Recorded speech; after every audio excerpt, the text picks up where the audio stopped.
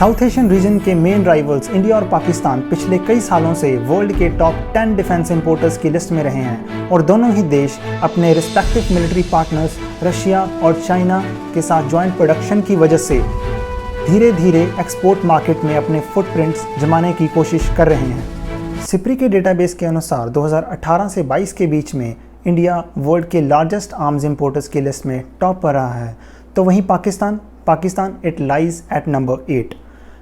Talking about SIPRI यानी कि Stockholm International Peace Research Institute एक non profit independent research institute है जो कि armament, arms control, conflicts and disarmaments के एरियाज़ में रिसर्च करता है।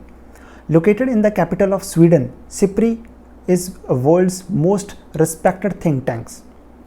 Now if we see the trend indicators of SIPRI, पिछले 5 सालों में इंडिया के imports की वैल्यू नियर अबाउट $15,500 million थी, but if we see Pakistan, it is way behind at just $5,000 million if we compare its figures with India. Not just last 5 years, but India 2008 से arms importers की list में number 1 position पर रहा है। Now there are 2 reasons for India being the largest importers in the world. The first reason is size of its defense forces. Having second largest number of active military personnel in the world, India needs that much kind of inventory, and I say genuinely.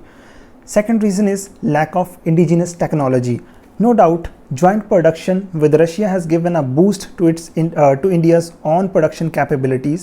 However, it would not be wrong to say that India still lacks its local or indigenous skills to develop its own technology, especially for the important inventory like jet aircrafts, submarines और tanks, जो कि फिलहाल India joint agreements के अंदर produce कर रहा है। पिछले 70 सालों से इंडिया अपनी इन्वेंट्री का लार्जेस्ट पार्ट अपने most reliable and trusted friend Russia से परचेज करता रहा है, तो वहीं पाकिस्तान जो कि बहुत टाइम तक वेस्ट पर डिपेंड था, बट यूएसए के स्टेप बैक करने के बाद now China has emerged as its biggest ally.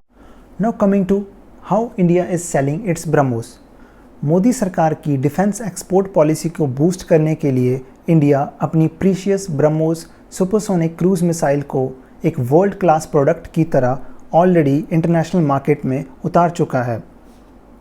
BrahMos जो कि इंडिया एंड रशिया का जॉइंट वेंचर ब्रह्मोस एरोस्पेस का प्रोडक्ट है, is the most important item in the India's export list. Now looking to the BrahMos market, in January 2022 India clinched its first deal from Philippines and the contract was signed for the supply of shore-based anti-ship missile systems to Philippines for $375 million. Now this was the first deal.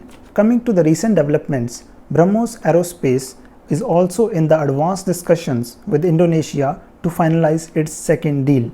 Eurasian Times के एक article के according India has recently started talks with Vietnam to sell its supersonic cruise missile.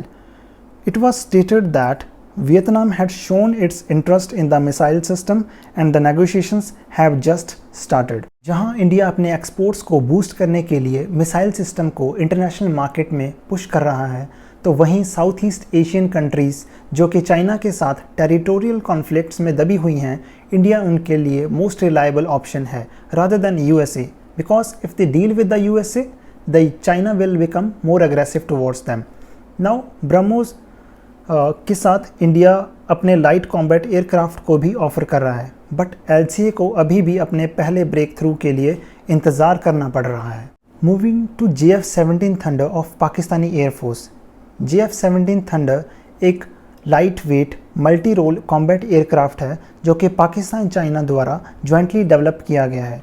Malaysia ने जब 18 fighter jets acquire करने के लिए tender निकाला, तो इंडिया के LCA एंड कोरिया के FA-50 एयरक्राफ्ट को शॉर्टलिस्ट किया गया।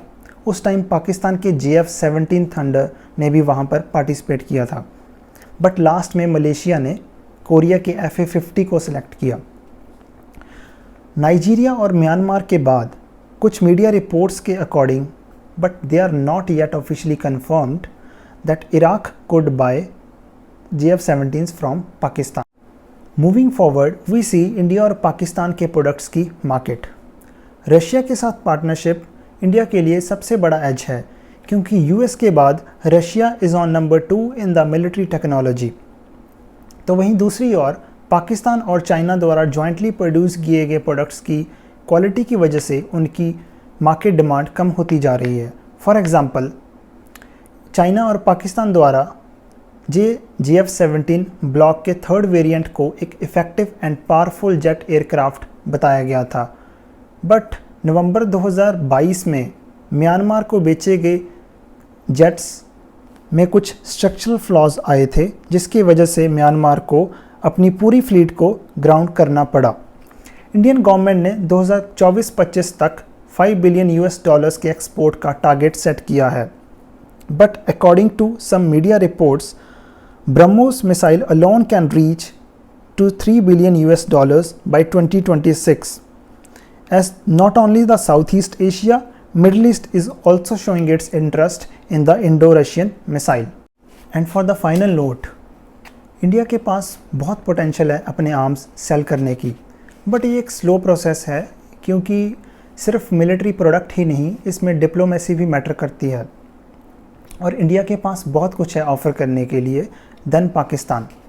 Also, India is a reliable partner because of its after-sales service, its influence and global reputation.